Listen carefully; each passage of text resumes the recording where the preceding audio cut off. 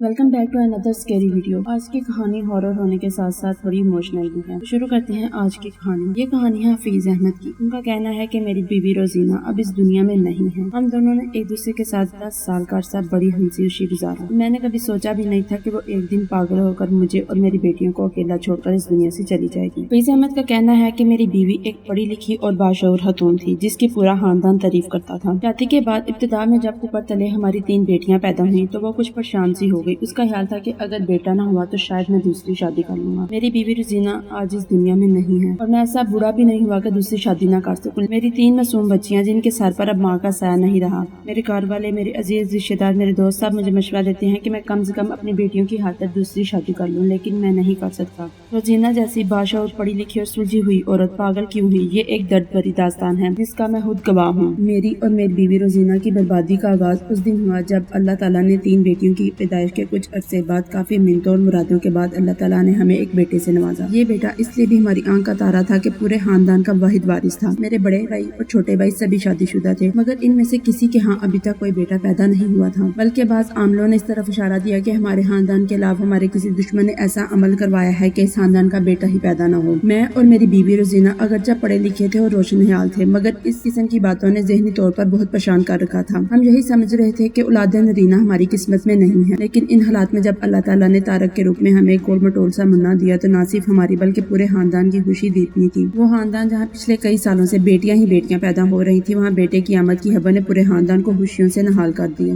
अभी मेरे बेटे तारक ने पाँव पर चलना भी ना सीखा था कि मेरी बीवी फिर उम्मीद से हो गई। अगरचे हम इतनी जल्दी मजीद बच्चा नहीं चाहते थे, मगर कुदरत की मर्जी में कोई दखल भी नहीं दे सकता था। एक बार मेरे जी में आया कि हम आने वाले को रोकने की गैर फिक्री कोशिश करें, मगर फिर न जाने क्या सूझा कि हम इस इरादे से बाज रहे। मेरा बेटा तारक अभी 1.5 वर्ष का भी नहीं हुआ था कि जब अल्लाह ताला ने मुझे एक और बेटा अता किया, लेकिन इसे गोद में लेते ही मेरी और मेरी बीवी की सारी खुशियां हाथ में मिल गई और उस दिन हमारे घर बर्बादी का आगाज हुआ। वजह ये थी कि वो पैदाइशी तौर पर मजबूर था, ज़हनी और जिस्मानी हालत नॉर्मल ना थी। दूसरे बेटे की पैदाइश पर मेरी बीवी बड़ी खुश हुई कि चलो अल्लाह ताला ने चांद सूरज की जोड़ी मिला दी, मगर इसकी मजदूरी देखकर हमारे दिल के अरमान दिल में ही रह गए। अपाहिज बेटा देकर कुदरत ने हमें किस जुर्म की सजा दी ये ना मैं जानता था ना मेरी बीवी। बहरहाल ये एक ऐसा रोग था जिसने हमारे होंठों से मुस्कुराहट छीन ली, हमारे घर का सुकून बर्बाद हो गया। इस दर्द को वही लोग समझ सकते हैं इस हालात से गुजरे हों। हमारा बेटा, जिसका नाम हमने जाहिद रखा, बचपन से ही बहुत सेहतमंद मगर तशद्दुद पसंद था। बाज़ औक़ात वो ऐसी अजीबोगरीब हरकतें करता कि हम दोनों लर्ज़ जाते। हम तो जैसे तैसे गुजारा कर लेते, मगर हमारे इस मजूर बेटे का सलूक हमारे बड़े बेटे और दूसरी बहनों के साथ नाकाबिले बर्दाश्त था। खास तौर पर अपने बड़े भाई को देखकर तो हमारा मजूर बेटा जाहिद आपे से बाहर हो जाता। इसका बस नहीं चलता कि वो तारों को मार दे। जोर से ज्यादा खुराक ने इसे बहुत मोटा कर दिया। हर 1 घंटे के बाद दूध मांगता और ना मिलने पर चीख चीख का सारा घर सर पर उठा लेता। मेरी बीवी रोजीना, जो कि इसकी माँ थी, वो न चाहते भी इसकी सारी जरूरतें पूरी करती और इसकी हरकतें बर्दाश्त करने पर मजबूर थी। जब वो जरा और बड़ा हुआ तो इसने बकायदा खाना शुरू किया तो एक और अजाब गले पड़ गया। जाहिद 12-12 केले एक ही वक्त में खा लेता, खीर का पूरा डोंगा खत्म कर देता। न जाने उसके अंदर क्या था जो बढ़ता ही नहीं था। फ्रिज में कोई भी चीज सलामत नहीं रहती थी। हाथ से ज्यादा खुराक ने इसे ज्यादा मजबूत और ताकतवर कर दिया, जबकि हमारा बड़ा बेटा इसके कमजोर और जहमी हुई बकरी दिखाई देता था। इस मजबूर बेटे जाहिद ने मुझे और मेरी बीवी को अपने गिद ऐसा लजाया कि हमने अपने बड़े और मासूम बेटे की तरफ तवज्जो देना ही छोड़ दी। वो बेचारा तो अपनी जान की हिफाजत करने से कासिर था।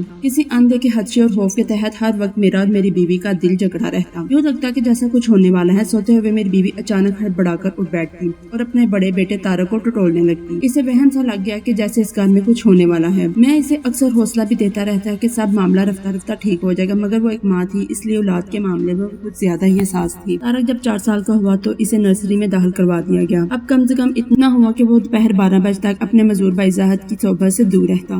मगर जब वो दुबला पतला कमजोर सा लड़का वापस घर आता तो मेरी बीवी को बस यही फिक्र रहती कि कहीं जाहिद अपने बड़े भाई को कोई नुकसान न पहुंचा दे। वक्त गुजरता रहा, तारक के सब्र और जाहिद की तशद्दुद पसंदी में इजाफा होता रहा। हर रोज जब मैं दफ्तर से आता तो मुझे जाहिद के बारे में नई नई बातें मालूम होती। तशद्दुद और बेरहमी का जज्बा इसमें कूट कूट कर भरा था। मेरी बीवी के बोल वो सिर्फ तारक को अजियत नहीं देता, बल्कि बाज़ औक़ात अपनी जान को भी खतरे में डाल लेता। मेरी बीवी माँ होने के नाते इस मजदूर को समझाने या डांटने से कासिर थी। कई बार जाहिद ने न सिर्फ अपने आप को बल्कि तारक को भी बुरी तरह जख्मी किया। एक दफा माली बाग में काम कर रहा था। जुम्मे का दिन था। मैं बाग के एक गोशे में बैठा धूप सेक रहा था। माली काम में मशगूल था। रंबा इसके पास पड़ा हुआ था। जाहिद न जाने कैसे माँ की नजर से बचकर यहाँ बाग में पहुँच गया। तारक ने अचानक रंबा उठाया और माली के सर पर दे मारा। अली लहू लहान हो गया। ऐसे वाक़यात ने मुझे और जीना को बहुत दिल गिरफ्तार किया। यूँ लगता है जैसे हमने जिंदगी में कोई बहुत बड़ा जुर्म किया है जिसकी हमें सजा मिली है। आज तक हमें समझ नहीं نہیں کہ وہ بچہ کس قسم کا پیدا ہوا تھا، اس میں کیا ایسی چیز تھی جو ہم سمجھنے سے قاصر ہیں۔ اسی طرح ایک روز زاہد کتابوں کے الماریوں کا ہینڈل پکڑ کر لٹک گیا اور اپنے اوپر گرا لی، اس کی کہنے کی ہڈی ٹوٹ گئی، لیکن ہم نے اس کا کس طرح علاج کروایا یہ ایک الگ داستان تھی۔ زاہد کی وجہ سے گھر کی حالت بہت ابتر تھی، کوئی بھی چیز اپنی اصلی حالت میں نہیں رہی۔ ٹوٹ پھوٹ کا یہ عالم تھا کہ ہر وقت وہ چیزیں اٹھا کے مارتا رہتا۔ کئی دفعہ عزیز و اقارب نے سمجھایا کہ زاہد کو کسی دماغی ہسپتال میں پہنچا دیتے ہیں۔ میں تو اس پر آمادہ ہو گیا، لیکن میری بیوی نہیں ہوئی، کیونکہ وہ ایک ماں تھی، وہ کس طرح اپنے بیٹے کو پاگلخانے داخل کرواتی۔ حالانکہ ہر وقت کی توڑ پھوڑ اور مار داڑ سے اس کا دل کافی کمزور ہو گیا، لیکن ایک روز اس کل سے تنگ آ کر میں نے اور میری بیوی نے فیصلہ کیا کہ ہم زاہد کو کمرے میں بند رکھیں گے، اور کمرے میں بند ہونے سے وہ اس قدر شور میں جاتا کہ ہماری جان منہ کو آتی۔ ہم اس کو تالوں میں بند رکھنے لگے، ہر وقت دروازہ پیٹتا رہتا، اور اس دن رات کی بے سکونی نے رفتہ رفتہ میری بیوی کی زندگی کو متاثر کرنا شروع کیا۔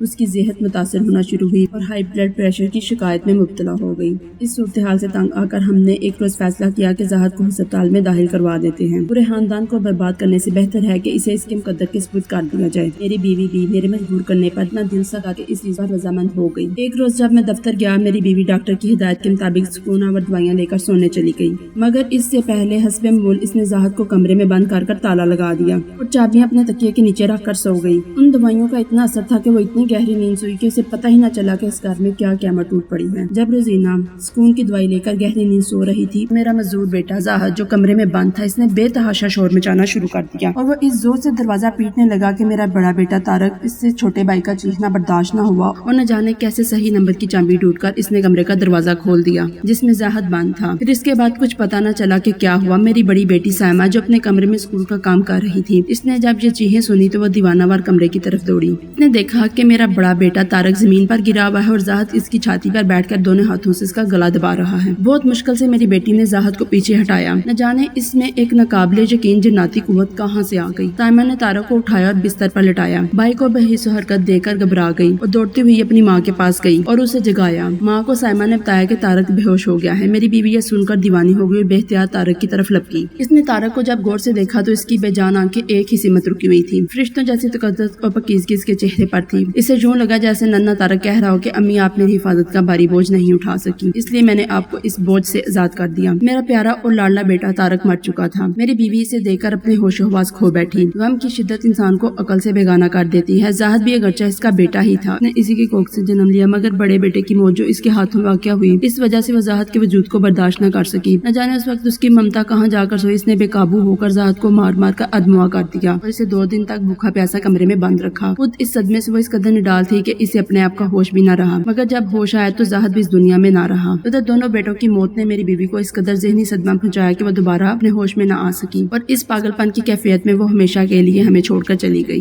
میرے دونوں بچوں نے دنیا میں اپنی اتنی ہی سانسیں پوری کی جتنی میرے رب نے ان کے لیے مقرر کی تھی، لیکن میری بیوی سے جو کچھ بھی ہوا دانستہ یا غیر دانستہ طور پر ہوا، اس کی وجہ سے وہ اس احساس جرم میں مبتلا ہو گئی اور بیٹوں کی موت کے صدمے نے اسے پاگل کر دیا۔ اب میں اپنی 3 معصوم بچیوں کے ساتھ زندگی بسر کر رہا ہوں۔ میں ان کا باپ بھی ہوں اور ماں بھی ہوں۔ جیسا کہ میں پہلے کہہ چکا ہوں کہ ہر ملنے جلنے والا مجھے دوسری بیوی کا مشورہ دیتا ہے، مگر میں ایسا نہیں کر سکتا۔ اس کی 2 وجوہات ہیں۔ ایک تو یہ کہ مجھے روزینہ سے سچا پیار تھا، اور اگر میں نے کسی اور کو اپنی زندگی میں شامل کر لیا تو اس کو اس کا حق نہ دے سکوں گا۔ شادی نہ کرنے کی ایک وجہ یہ بھی ہے کہ اگر خدا نخواستہ میرے گھر میں زاہد جیسا اب نارمل بچہ پیدا ہو گیا تو دوبارہ ایسی صورتحال سے نکلنے کے لیے میرے میں ہمت نہیں، اور مجھے آج تک پتہ نہیں چل سکا کہ زاہد ایسی کون سی جناتی طاقت لے کر پیدا ہوا تھا جس نے ہمارے گھر کی بنیادیں ہلا دی۔ تو یہ تھی آج کی ویڈیو۔ اللہ تعالیٰ آپ کو صبر دے، آپ کی بیوی کو جنت میں اعلیٰ مقام عطا کرے، آپ کی بچیوں کا نصیب اچھا کرے۔ آپ کس بارے میں کیا رائے ہے ضرور بتائیے گا۔ ملتے ہیں نیکسٹ ویڈیو میں، تب تک کے لیے اللہ حافظ۔